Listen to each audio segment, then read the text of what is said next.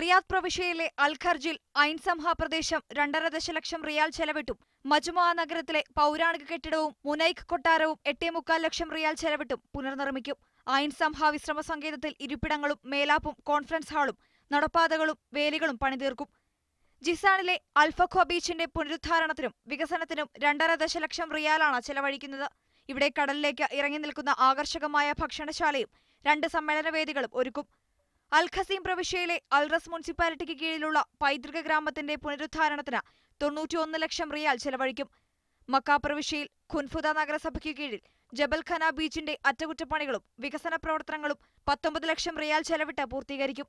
Najran പ്രവിശ്യയിലെ അറൂഖ് ബനി മആരിദ് വന്യജീവി സംരക്ഷണ കേന്ദ്രത്തിന്റെ സംരക്ഷണത്തിനും ഇക്കോ ക്യാമ്പസിന്റെ വികസന പ്രവർത്തനത്തിനും 6.5 ദശലക്ഷം റിയാൽ ചെലവഴിക്കും. ഹഫറുൽ ബാത്വിൻ, അൽ ഖുവയ്യയിലെ ഐനുൽ ഹാറ, ഹായിൽ പ്രവിശ്യയിലെ മഷാർ റിസോർട്ട് ഗേറ്റ്, അൽ ജൗഫ് പ്രവിശ്യയിലെ ദൗമത്തുൽ ജന്തൽ തടാകം, വടക്കൻ അതിർത്തിയിലെ തുറൈഫിലുള്ള പ്രാപ്പിഡിയൻ സൂഖ്, കിഴക്കൻ പ്രവിശ്യയിലെ അൽ അഖ്സ നാഷണൽ പാർക്ക് എന്നിവിടങ്ങളിലും പുനരുദ്ധാരണ പ്രവർത്തനങ്ങൾ നടത്തി വിനോദസഞ്ചാരികളെ ആകർഷിക്കാനുള്ള വിപുലമായ പദ്ധതികളാണ് ആവിഷ്കരിച്ചിരിക്കുന്നത്. Media 1 Riyadh.